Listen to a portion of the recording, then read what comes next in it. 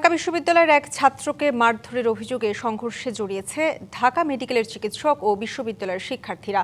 সন্ধ্যায় এই সংঘর্ষের ঘটনায় বন্ধ হয়ে যায় হাসপাতালের জরুরি সেবা কার্যক্রম। মারধরের শিকার ওই শিক্ষার্থী অমর ২১ হলের উদ্ভিদবিদ্যা বিভাগের ২৩-২৪ সেশনের ছাত্র। এ ঘটনার পর হল থেকে কয়েকজন শিক্ষার্থী মেডিকেলে আসলে তাদের উপরও হামলার অভিযোগ উঠেছে ডাক্তারদের বিরুদ্ধে। ঘটনার পর অতিরিক্ত পুলিশ ও আনসার মোতায়েন করা হয়েছে।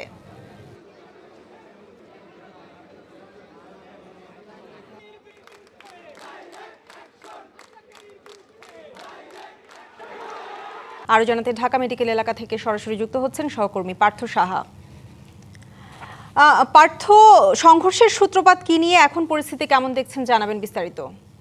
ঈশিতা যেমনটি বলছিলেন, ঢাকা বিশ্ববিদ্যালয়ের শিক্ষার্থীদের সঙ্গে ঢাকা মেডিকেলের চিকিৎসকদের কিন্তু একটি যে বাকবিতণ্ডা এবং পরবর্তীতে সেটি ধস্তাধস্তির পর্যায়েও কিন্তু গিয়ে আসলে পৌঁছেছেন, এমনটি তথ্য কিন্তু আমরা পেয়েছি। মূলত সাধারণত আমরা আনুষ্ঠানিকভাবে কিন্তু এখনও কোনো ব্রিফিং ঢাকা মেডিকেল থেকে বা ঢাকা বিশ্ববিদ্যালয়ের প্রক্টোরিয়াল টিম যারা রয়েছেন সেই তরফ থেকে কিন্তু আসলে কোনো ব্রিফিং করা হয়নি। তবে অনানুষ্ঠানিকভাবে কিন্তু আমরা শিক্ষার্থী এবং মেডিকেলের বেশ কয়েকজনের সঙ্গে আসলে কথা বলেছিলাম। তারা ঢাকা বিশ্ববিদ্যালয়ের শিক্ষার্থী যারা রয়েছেন তারা বলছেন যে অমর ২১ হলের একজন শিক্ষার্থী মূলত ঢাকা মেডিকেল যে কলেজ বিশ্ববিদ্যালয় যে মেডিকেলটি রয়েছে এখানে চিকিৎসা নিতে আসলে পরবর্তীতে এখান থেকে একটি ওষুধ আসলে প্রেসক্রাইব করা হয়। সেই ওষুধটি আশেপাশের মেডিসিনের যে দোকানগুলো রয়েছে সেখানে গিয়ে আসলে খুঁজে না পাওয়ার পরে তারা যখন আবার এখানে ফিরে আসেন এবং কর্তব্যরত ডক্টরকে ওষুধের যে প্রেসক্রিপশনে যে ওষুধটি সাজেস্ট করেন এবং সেটি খুঁজে না পাওয়া সেটি পরিবর্তন করে দেওয়ার জন্য আসলে তারা বললে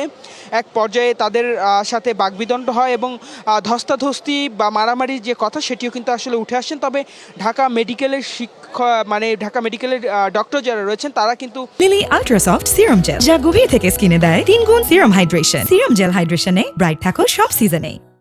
বলছেন যে মূলত ঢাকা বিশ্ববিদ্যালয়ের শিক্ষার্থীরা এসে এখানে কথা কাটাকাটি করেন এবং ডক্টরদের উপরে হাত ওঠান, এমনটি অভিযোগ কিন্তু আসলে করছেন। এই সব পরিস্থিতি মিলিয়ে এখানে কিন্তু বিকালের পর থেকে আসলে জরুরি সেবার যে চিকিৎসা সেটি কিন্তু বন্ধ রয়েছে এবং ঢাকা মেডিকেলের যে মূল ফটকটি জরুরি বিভাগে সেই মূল ফটকের সামনে কিন্তু আনসার এবং পুলিশ সদস্য মোতায়েন রয়েছে এবং ভেতরে ঈশিতা আমরা যে তথ্য পেয়েছি ঢাকা বিশ্ববিদ্যালয়ের প্রক্টোরিয়াল টিম এবং ঢামেকের যে চিকিৎসকরা রয়েছেন তাদের মধ্যে কিন্তু একটি বৈঠক চলছে এবং সেই বৈঠকের পরবর্তীতে আসলে গণমাধ্যম কর্মীদের সঙ্গে ব্রিফিং করবেন এবং এই যে বাকবিতণ্ড এবং উত্তেজনাকর যে পরিস্থিতি তৈরি হচ্ছে তার বিস্তারিত আসলে আপনার মাধ্যমে আমাদের দর্শকদেরকে জানাতে পারবো। ঈশিতা, এই ছিল আমার কাছে ঢাকা মেডিকেল থেকে বর্তমানে সবশেষ।